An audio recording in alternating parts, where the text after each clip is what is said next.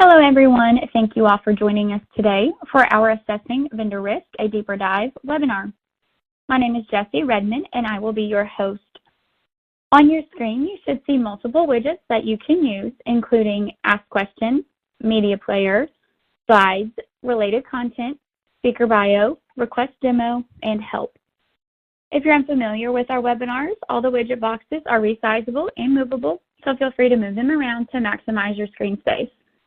At the bottom of your screen in the toolbar are icon buttons you can use to show and hide the widgets. You can expand your slide area or maximize it to full screen by clicking on the arrows in the top right corner of the widget. If you experience any issues or have technical questions, you can use the Help widget or submit them along with any other questions through the Ask Question widget. Don't worry, we do capture all questions throughout the session. We will be answering some during the webcast, but those that we do not have a chance to answer live, we will address with you via email. Today's live session is eligible for 1 CPE credit. If you wish to receive this credit, please remember to answer all of the polling questions that will appear on your screen during today's presentation. You will be sent a follow-up survey link 24 hours after the live session that will need to be completed in order to receive the CPE credit. With us today, we have Jill Sherman, VendMinder's third-party risk principal.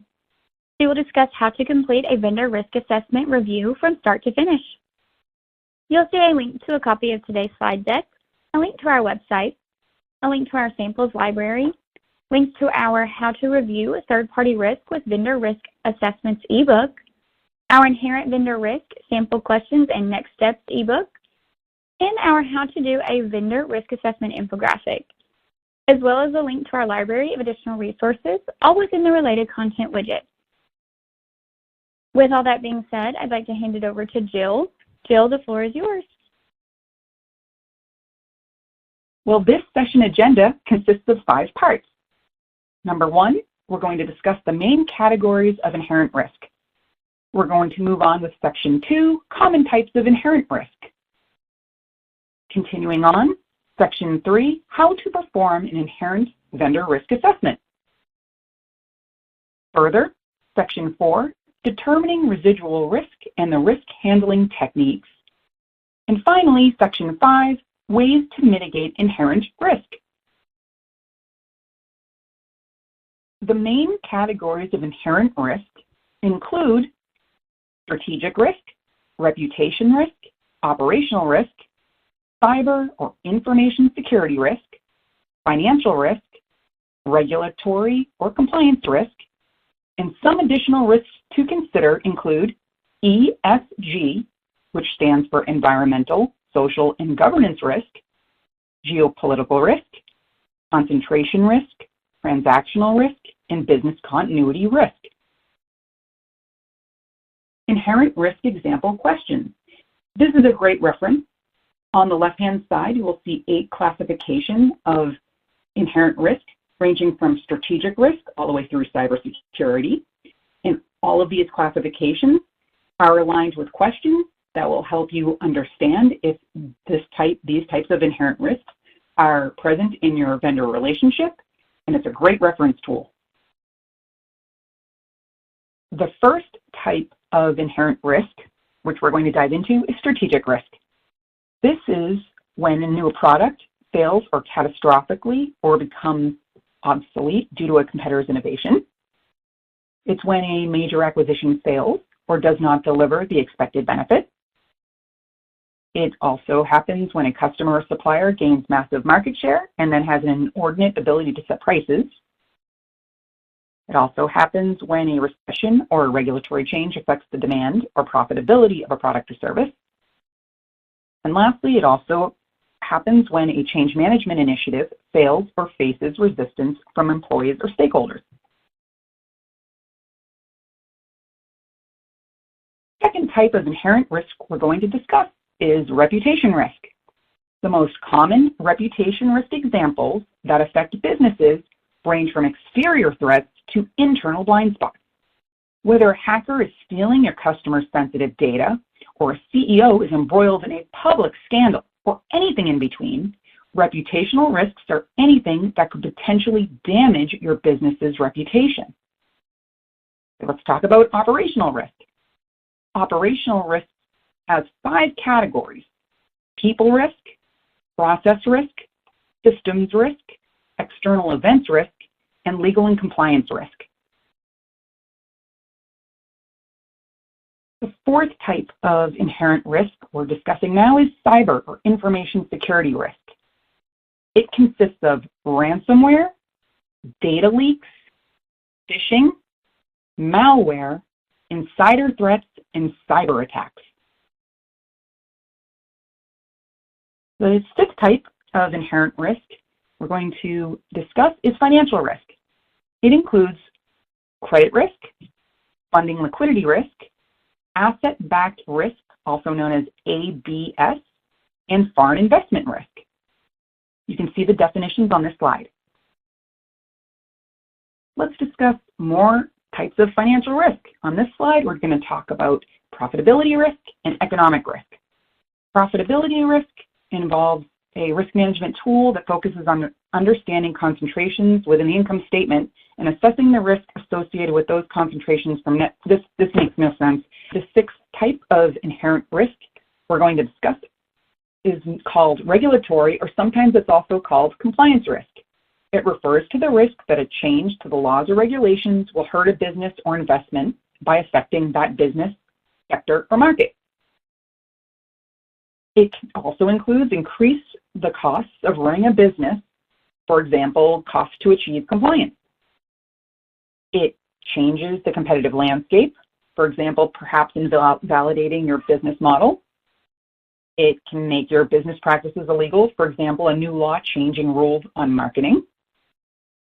It reduces the attractiveness of an investment, and it involves the discussion whether an organization refuses to comply intentionally with existing laws and regulations or doesn't comply due to ignorance or negligence, which is unintentional.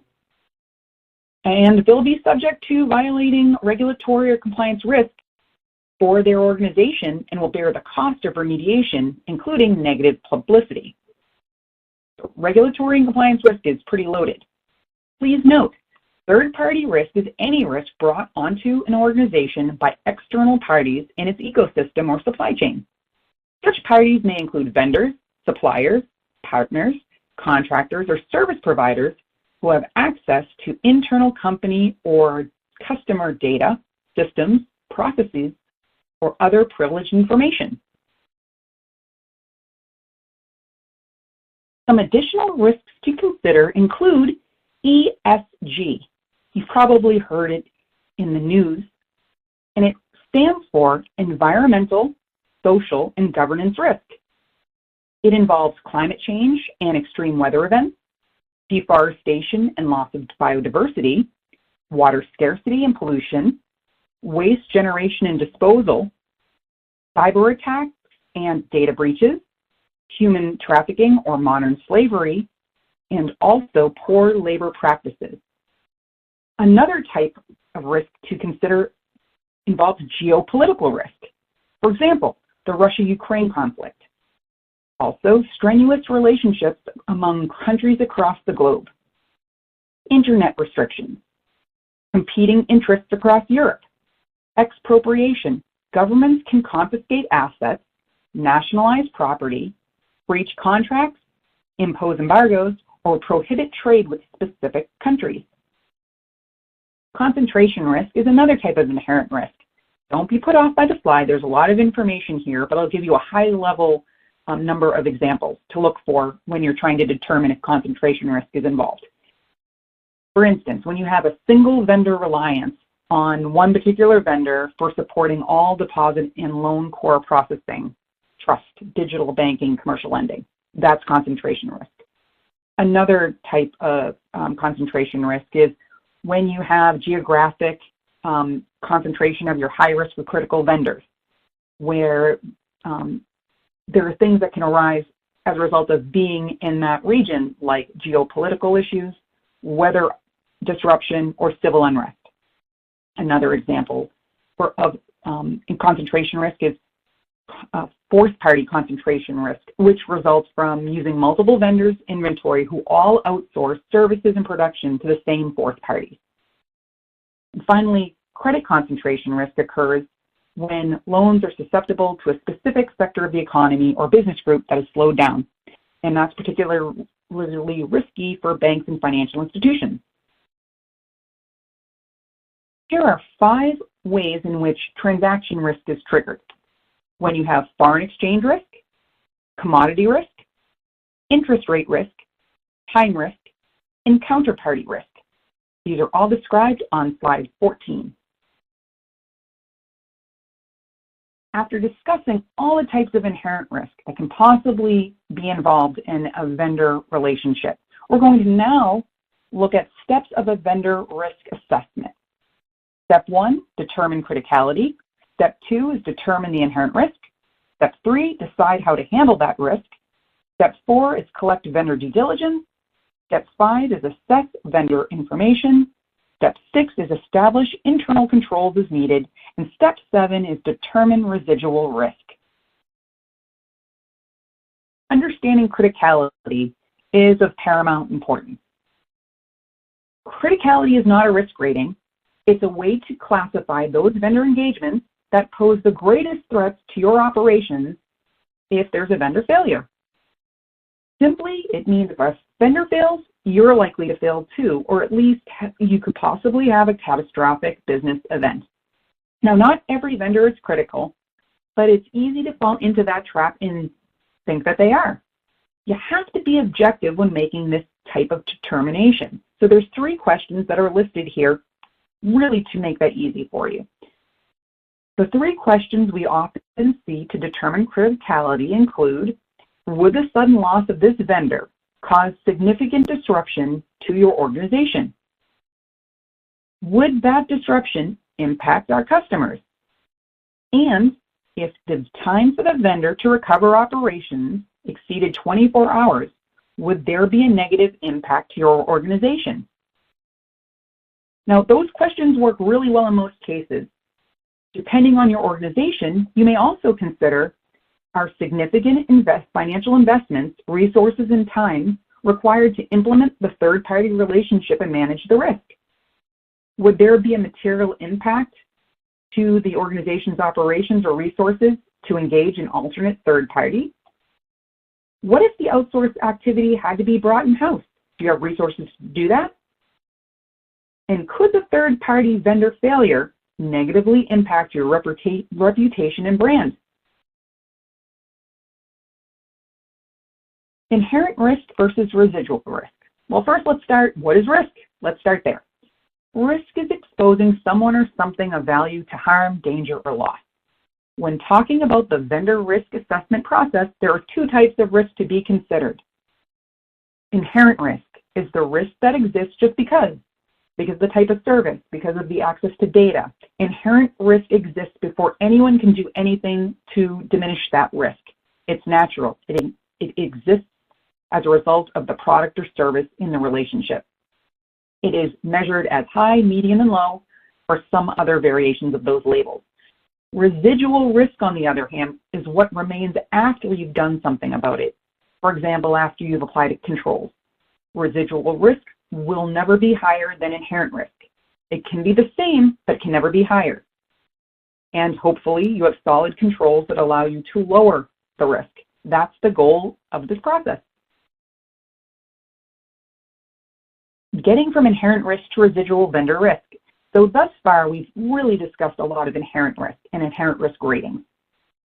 So we need to decide if we accept the risk as it is, and it's unlikely that any of us are going to move ahead and accept the relationship based on the inherent risk. Chances are there's something that can be done to determine the level of risk we're really exposed to, such as implementing some internal controls or evaluating existing vendor controls. Then we can come to a determination of what the actual remaining risk is. And of course, that actual remaining risk is called residual risk.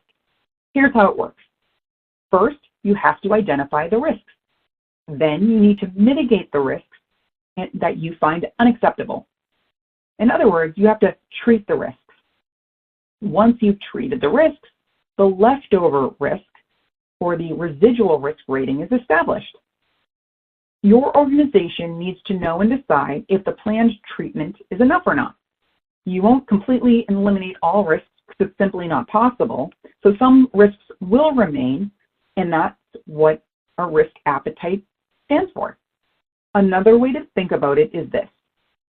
Is your organization all right with big risks? Because there might be a chance for a really big payoff. Or does your organization tend to lean a little bit more conservative and prefer minimal risks and more security? This picture with the funnel explains inherent risk, then the funnel as the impact of mitigating risk to reduce it to lead to residual risk. How to calculate or quantify risk. There are three various methodologies listed, including subjective evaluation, which involves best guess or assigning ad hoc values, point system, which involves tallying questions and setting thresholds, and weighted questions, where you assign weighted values. Additional factors in which to choose include organizational risk appetite, your resources regarding personnel, and the available applications in which to use for calculating or quantifying risk include Excel, SharePoint, Access, existing software for other processes such as contracts and CRM, and designated TPRM software. And this brings us to the first poll question of the day. You should see the poll question now in the slides area. If you have any issues, please feel free to send us a message using the Ask Question widget, and we'll be happy to assist. As a reminder, if you wish to receive the CPE credit for today's session, you must answer all poll questions and be in attendance for the entire live session. This poll question is, does your organization currently determine the inherent risk for all vendors? Yes, we determined the inherent risk for all vendors. Somewhat, we determine the inherent risk only for critical or high-risk vendors. No, we do not determine the inherent risk, or you're not sure. Still, we have some time now to answer one of the questions that has come in so far from the audience. And that question is, can you explain the difference between inherent risk and residual risk again? Thanks, Jessie. That's a great question, and it's important to really nail these definitions. Inherent risk is the raw risk that is present in a relationship with a third party. Essentially think of it as the risk that exists without any attempt to mitigate it. Now, residual risk, on the other hand, is the risk that may exist after controls have been implemented to deal with that inherent risk. Inherent risk is the risk present in any scenario where no attempts at mitigation have been made, no controls have been implemented. Nothing has been applied to reduce the risk from initial levels to more acceptable levels for an organization, whereas residual risk is the risk that remains after efforts have been made to reduce the inherent risk within the confines of an engagement. Hope that helps a lot of people really understand that dynamic.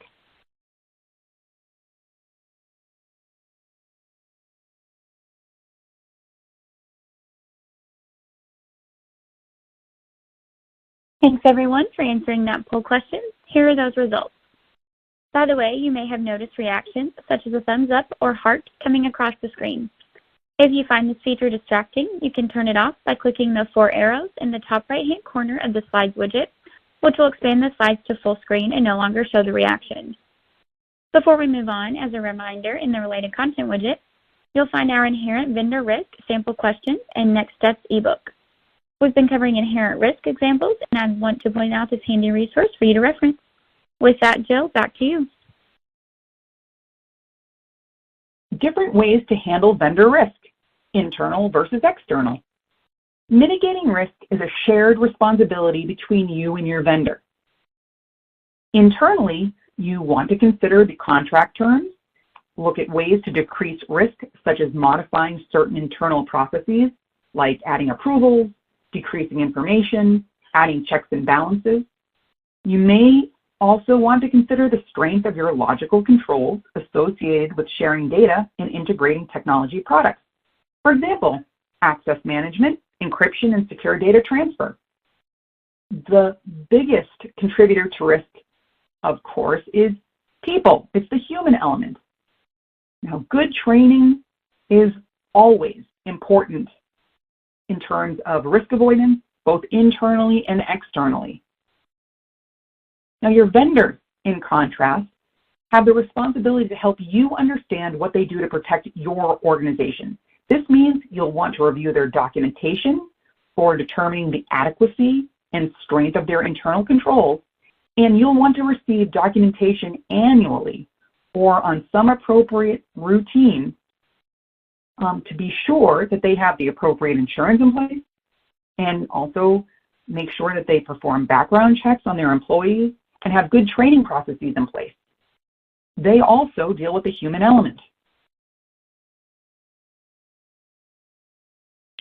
There are 4 risk handling techniques that we've laid out for you. Number 1 is avoiding risk altogether. You can simply choose not to engage in that business. However, that might not be an option to stay competitive. There are ways that can help with avoiding unnecessary risks. For example, don't send more information than is absolutely necessary, or don't use certain methods for transferring data. Having some good risk-based training in your organization would be a great way to help everyone do their part to risk avoid. Next, mitigating the risk.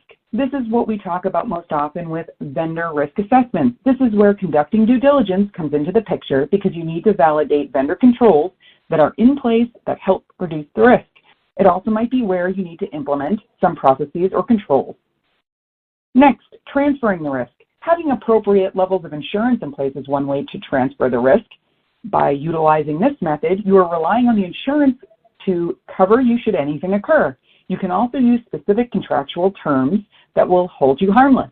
In this competitive environment, that might not be so easy to do. And the 4th method is accepting the risk. The point of risk management first is to understand the risk. And in most cases, this is where the risk cannot be mitigated, and that's simply a part of doing business. The point is to make sure that your leaders are aware and can make informed decisions on what to do about the risk. Sometimes the decision will be to accept it, but best practice in accepting risk would be to make sure it's documented with a business justification. Mitigating controls. Let's dive into this a little bit. Because we have a wide variety of participants in our call today, I want to make sure everyone has a working knowledge of what is meant by controls. Controls are a combination of people, processes, and tools that are put in place to prevent, detect, or correct issues caused by unwanted events. When we refer to mitigating controls, we are talking about internal or external controls. Some examples of internal controls might be requiring a separation of duties, for example, meaning that the person approving the expense is not the same one writing the check. Another example might be ensuring that a quorum of committee members are present before taking an important vote. A third example of mitigating controls, internal controls, would be an employee background check. Another example occurs when you engage a vendor for providing customer service at a call center.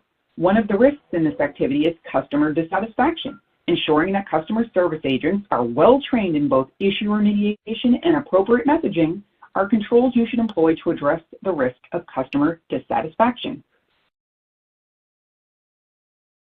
Our second poll question of the day is, does your current vendor risk management process calculate and consider residual risk? Yes, no, but we are planning to, no, or you're unsure? Still have another question here that we can go ahead and answer from the audience.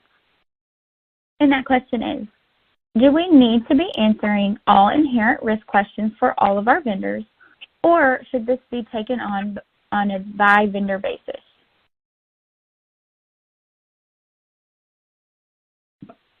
Thank you for the question. It's nuanced. My recommendation as a best practice is to always risk rate all of your vendors in your organization's portfolio. It is a way of really leveling the playing field and seeing how many critical vendors you have, how many high-risk vendors you have, how many low and mods you have as well, or moderate. But yes, bottom line is you should be risk rating all of your third parties or vendors based on inherent risk. And there's a number of categories of inherent risks, but yes, risk rate based on inherent risk for all third parties or vendors in your portfolio. Thanks so much, Jill. We have just about 30 seconds left on our open poll question. Please get those responses in as soon as possible. Just a reminder, if you wish to receive the CPE credit for today's session, you must answer all poll questions that pop up on your screen during the session and be in attendance for the entire session as well. And we're down to about 10 seconds left on our poll question. Thanks so much.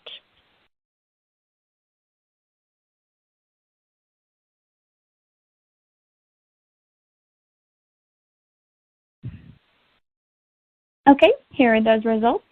Thanks again, everyone, for taking the time to answer the poll. I'd like to quickly direct your attention back to the related content widget, where you'll find our How to Do a Vendor Risk Assessment infographic. This resource talks about how to perform a risk assessment as well as covers the risk handling techniques.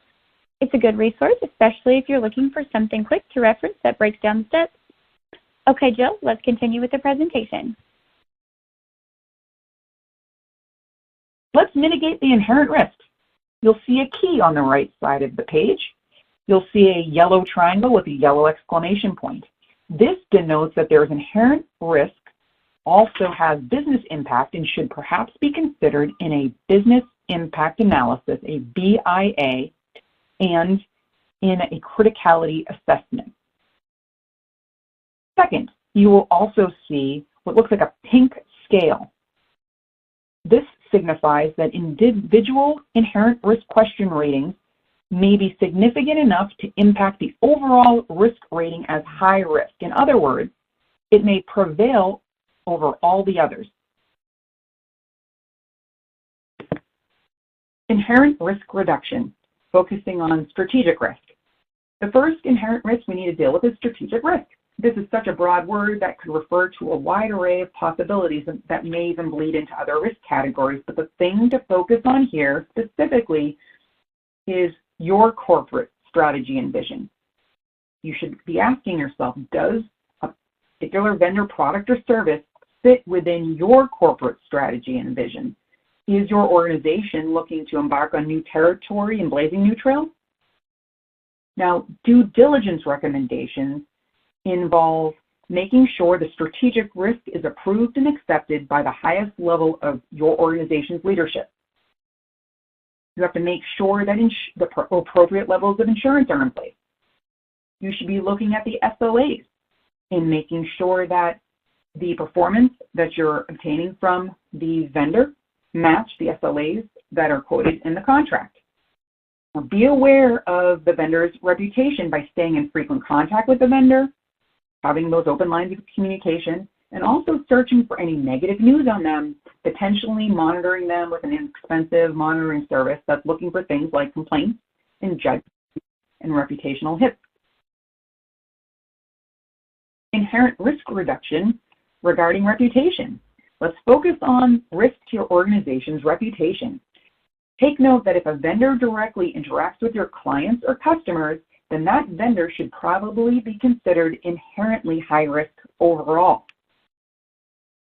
Due diligence recommendations in light of reputational risk include that you should assess your vendor's reputation, the same items that I mentioned on the previous slide, such as searching for negative news, complaints, legal concerns, or regulatory issues, and validating the vendor's human resources employee hiring practices and training programs are in place and not only evidenced, but also implemented.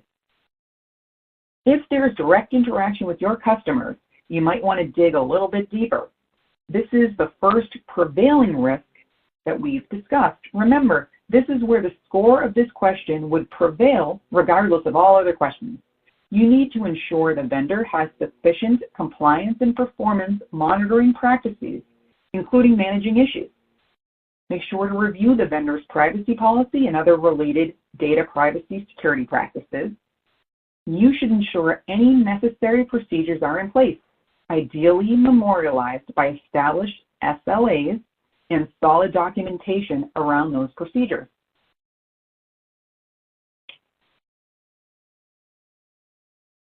Inherent risk reduction regarding operational risk.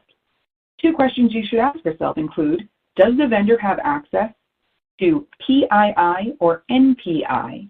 Or does the vendor store PII or NPI of your customers, clients, or employees? If either of these questions are answered affirmatively, then these would warrant just comprehensive due diligence on a vendor.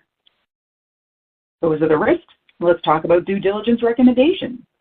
You should review and validate the vendor's information security practices. This will include physical security and application testing when the vendor hosts information.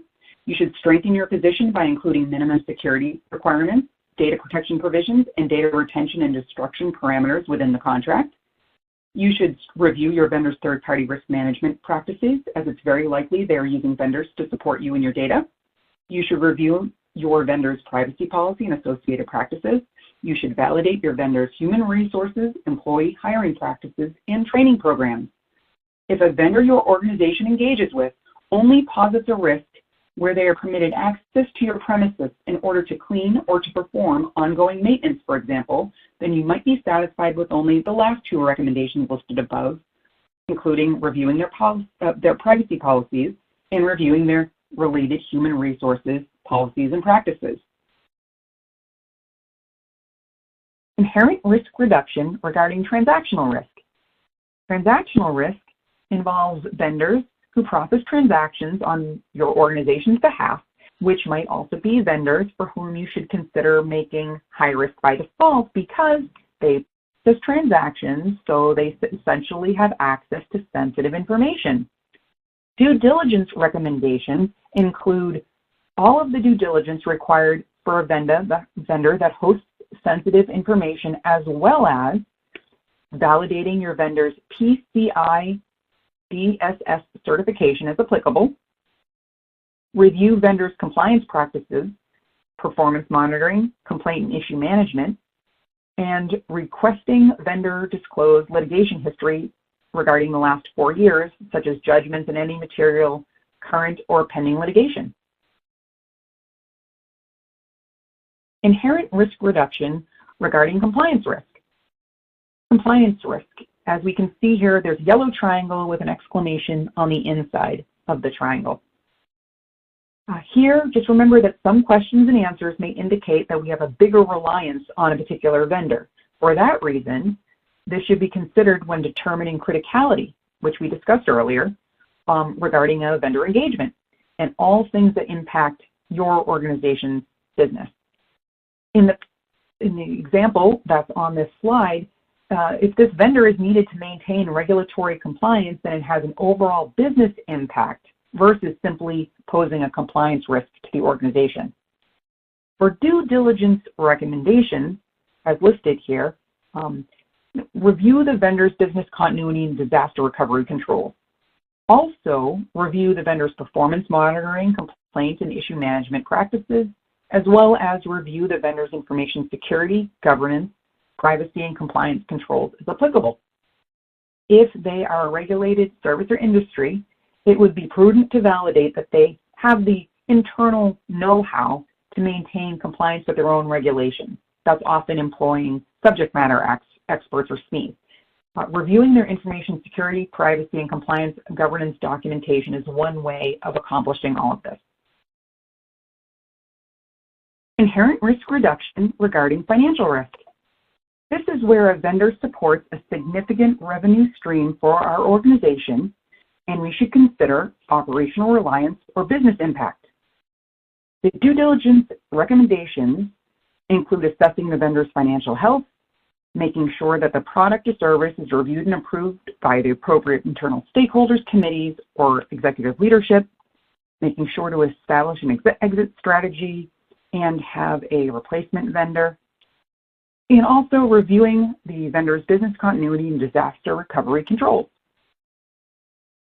Inherent risk reduction regarding business continuity / business impact risk. We've seen this triangle, this yellow triangle with the yellow exclamation point inside of it, so we know now that it indicates a bigger business impact. That's the risk. Due diligence recommendations, we need to validate the vendor's business continuity disaster recovery processes. We need to look at their SOC audit to validate those controls to provide sufficient reassurance. We need to review their disaster recovery test results. Depending on the vendor's criticality as classified by our organization, we may require that we participate in the test.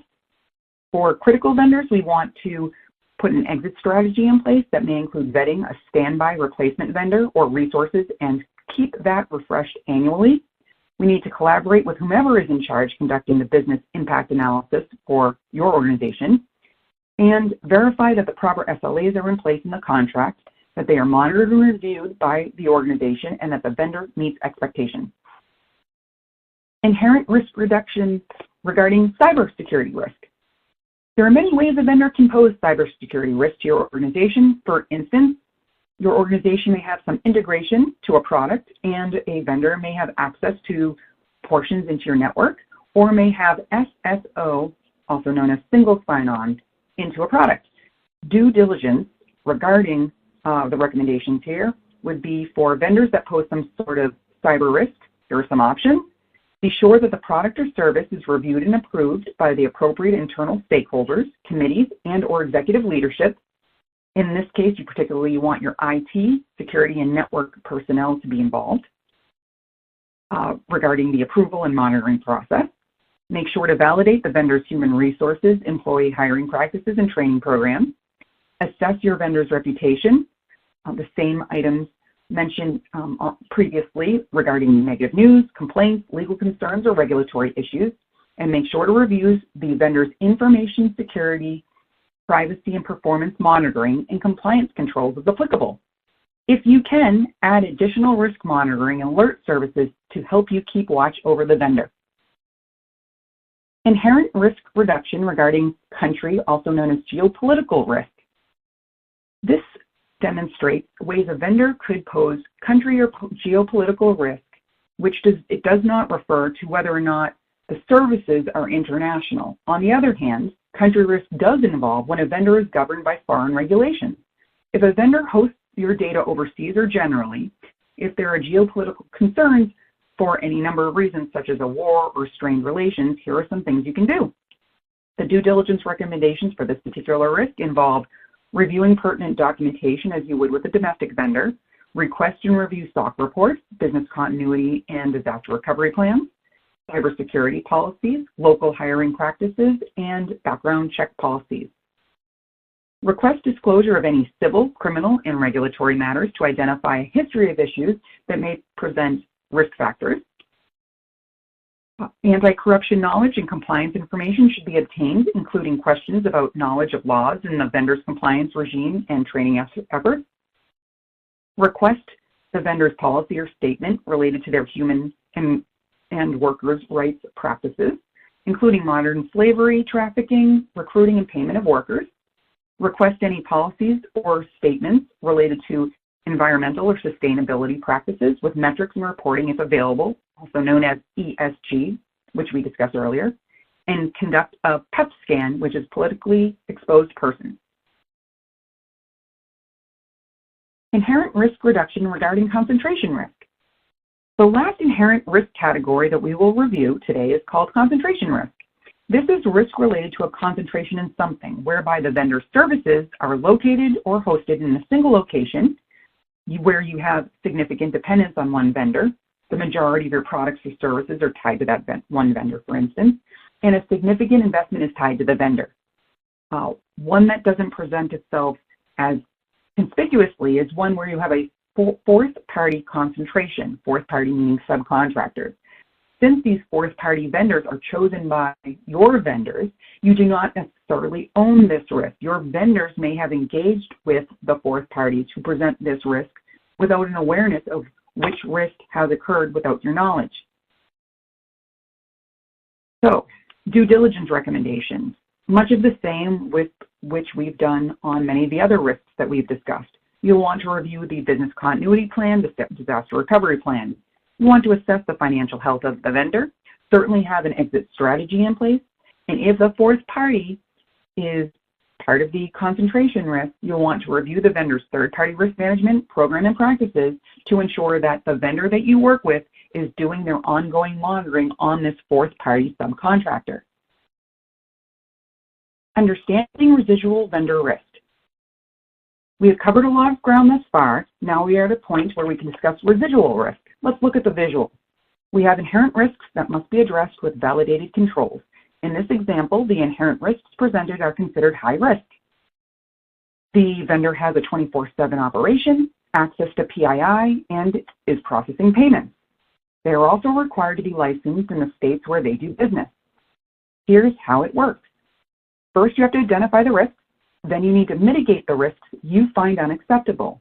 Once you treat the risks, the remaining risk or the residual risk rating is established. The point is that the organization needs to know and needs to decide if the planned treatment is sufficient or deficient.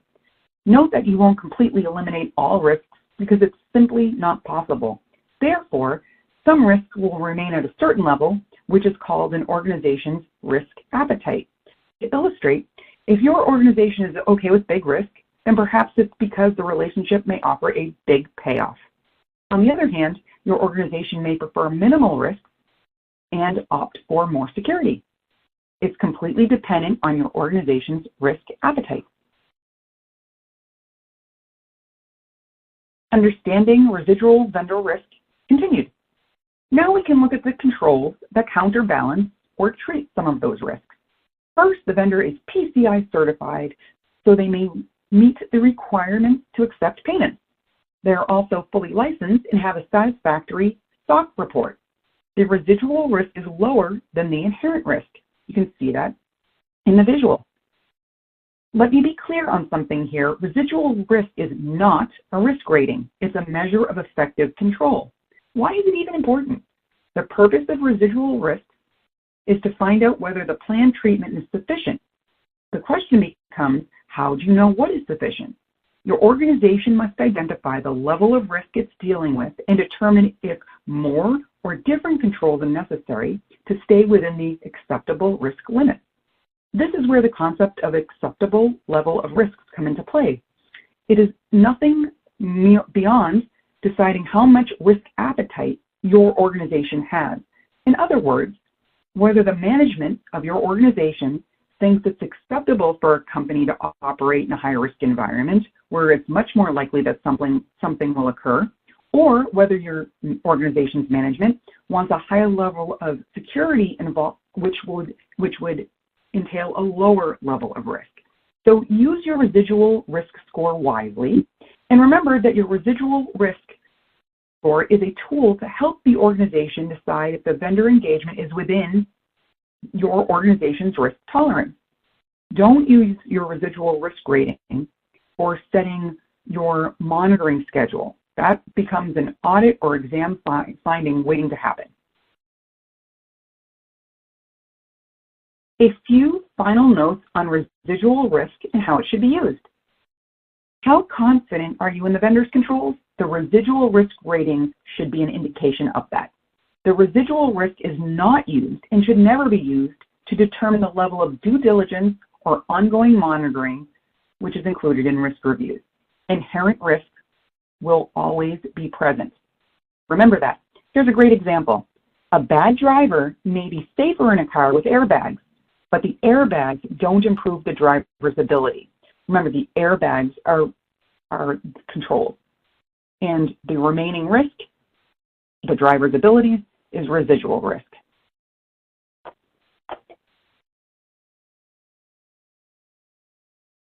Our next poll question is, does your organization currently have a formal risk assessment process as part of your third-party risk management? Yes, no, somewhat, or not sure? Still, let's go ahead and answer another question from the audience. And this question is, what do we need to do after we complete a risk assessment on a vendor? Thank you, Jessie. Following a risk assessment on a vendor, we need to collect due diligence documentation based on the risk rating. Then we need to set a cadence for future due diligence collection. The risk rating drives the frequency of business reviews that are deliverable as a result of the risk rating and the risk assessment, which brings both internal partners like lines of business and third-party risk managers, along with the vendor, together to have open discussions to talk about how the vendor is performing, and will enable the line of business to evidence that these meetings are happening and what has been discussed for evidence as part of ongoing monitoring.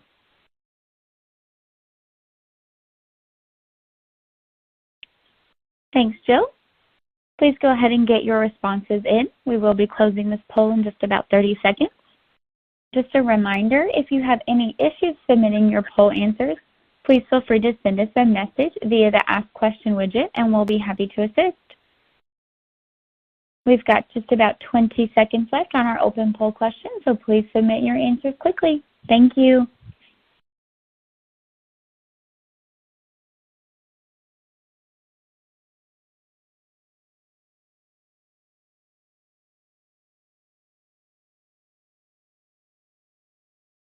Here are those results. Thanks again, everyone, for answering this question. In the related content widget, I'd like to mention that you'll find our How to Review Third-Party Risk with Vendor Risk Assessments ebook available for download. Jill, I'll pass it back to you. Completing the risk assessment. What comes next? Well, once you have finished a risk assessment, remember, you never change a risk rating based on the residual risk.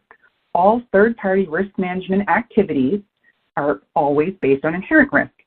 Make sure your process is well documented.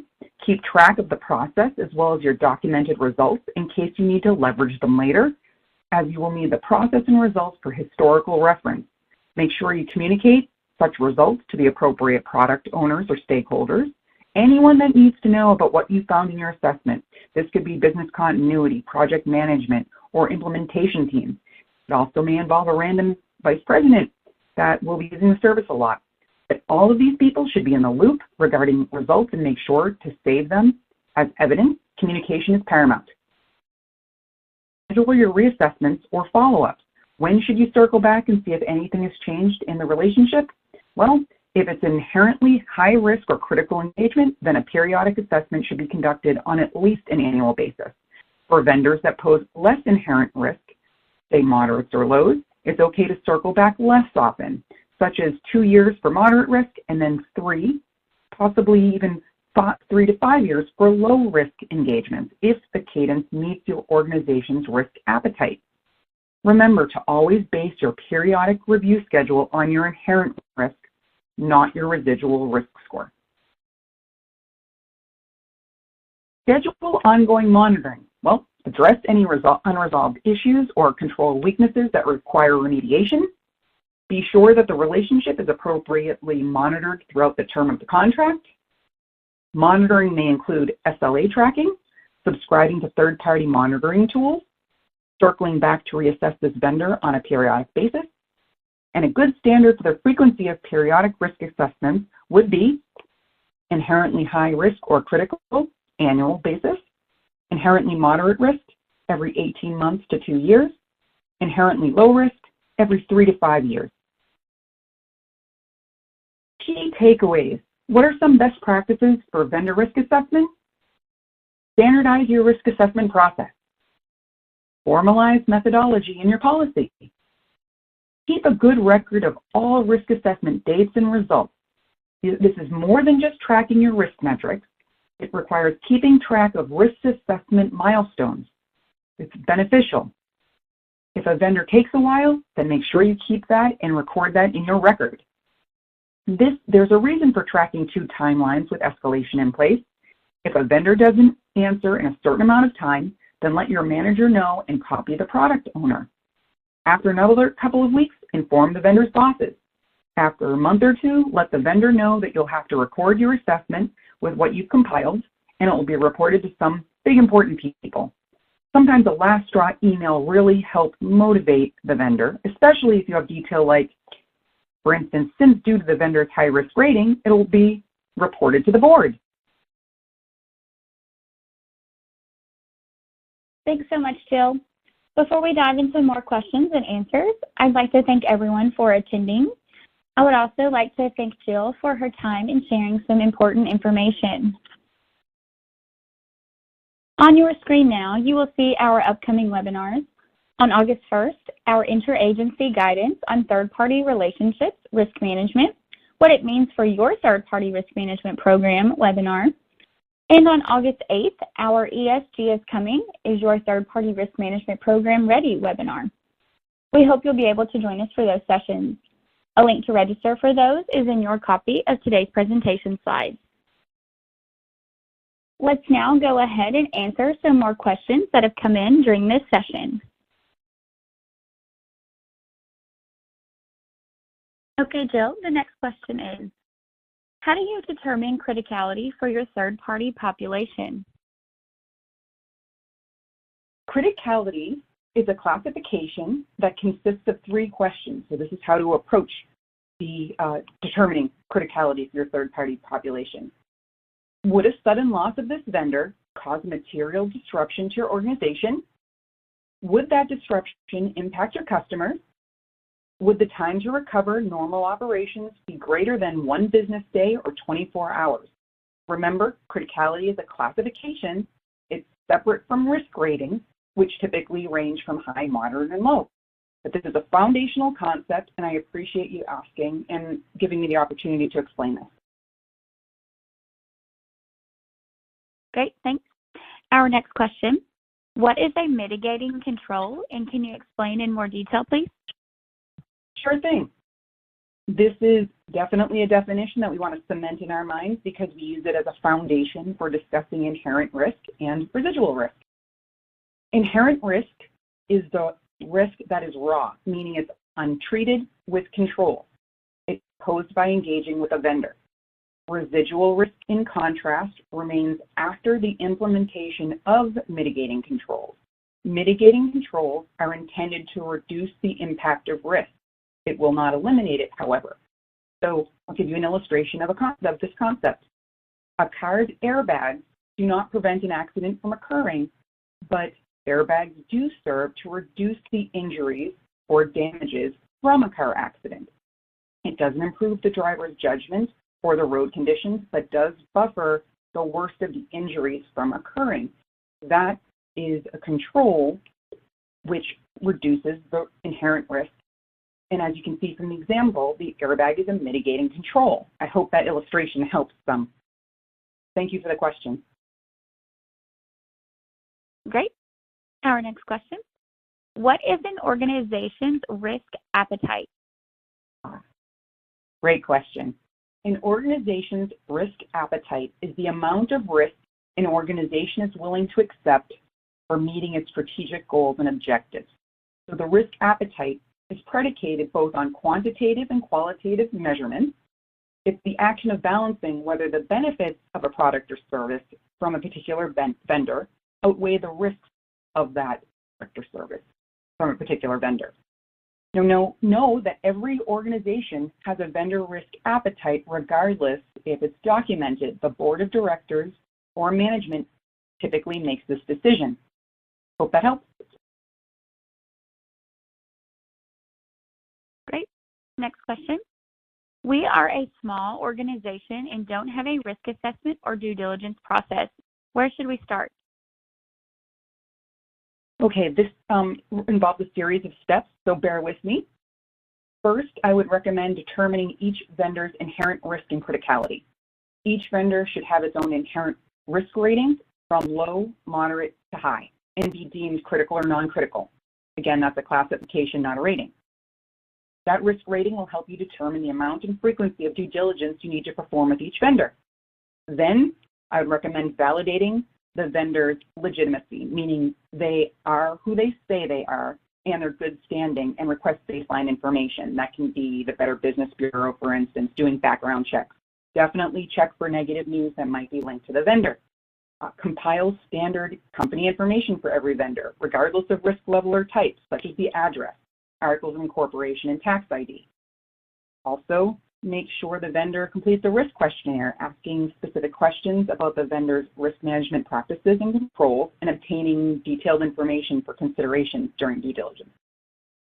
Request additional information always as necessary. I would start definitely with your low, for instance, if you're starting with your low risk vendors, yes, that is Better Business Bureau, like I had said. Moderate vendors, definitely financials and compliance and cybersecurity. Definitely kick it up quite a bit. High risk vendors and critical vendors require a lot more scrutiny. Therefore, you're going to be more rigorous with the documentation that you're looking for. Don't forget to have qualified subject matter experts review the due diligence information. Make sure that's a critical step. the documentation that you're receiving actually, that you're asking for actually is evidencing what you're seeking. And definitely be vigilant about this process, be organized, and compile it and save it for historical reference.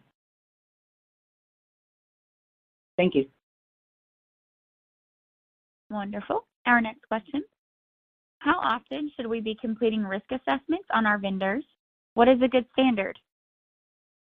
Absolutely. I'll give you a standard and then I'll give a caveat. So before I make the waters a little murky here, first, typically a periodic risk assessment, that's after the initial, of course. Periodic risk assessment is part of the ongoing monitoring lifestyle. So I wanted to make sure I put that phase of the life cycle into perspective. A risk assessment is required for high and critical vendors at least annually. Moderate risk rated vendors need to be reassessed every 18 to 24 months depending on the vendor's product or service. Low risk vendors, on the other hand, those can undergo a risk assessment every 3 to 5 years depending on the product or service or before contract renewal. Now here's the caveat. If any material changes occur, then those risk assessments should be performed again. That would trigger a risk assessment. For instance, material changes include enlarging or reducing the product or service under contract, which carry more or less in the amount of risk. Also, material changes involve regulatory or industry requirements, the vendor's financial health that could be declining, the vendor's proven poor performance, the vendor may have suffered a data breach or other cyber attack, there is significant negative news about a vendor, increasing customer complaints about a vendor, the vendor may have been part of a merger or acquisition, which changes the status of the vendor, or there's an upcoming contract renegotiation or renewal. So I would recommend really familiarizing yourself with the best practices and regulatory requirements of the periodic risk assessment reviews, as well as the caveat to those. Hope that helps. Thank you. Thanks, Jill. I think we have time for one more question. And this question is, while a vendor is being monitored on a periodic basis, should OFAC be monitored more frequently? I would recommend so, yes. Making sure that you're in compliance with federal requirements such as OFAC is extremely necessary, and scrubbing your vendors for that information is very important to track, monitor, and save, and keeping that for reference. That, of course, for any audit purposes internally or externally, and of course making sure, again, all of this is really to make sure that you're aware of the vendors that you're working with, and making sure that you have your arms around the vendors, the products, and what the risk entails, and knowing what that is for your organization. That's the best way to mitigate risk. It's communication and knowledge. Great. Thanks so much, Jill. Unfortunately, that is all the time we have left for questions today. Thank you, Jill, for taking the time to address some of those that came in. Any questions we did not have time to answer today, we will address offline. We'd like to thank you all for attending and hope you found today's session valuable. A big thank you to Jill for her time and content. You can ask more questions inside of our third-party think tank, an online community that is dedicated to third-party risk professionals and free to join. Just because today's session has ended doesn't mean the conversations and questions must.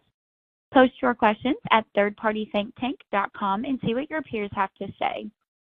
In the community, you'll find thousands of free educational resources related to third-party risk management topics, such as risk assessments, to assist you. If you'd like to become a member of Third Party Think Tank, you can register on the site or shoot us an email and we'll get you registered and send you a link to set your password.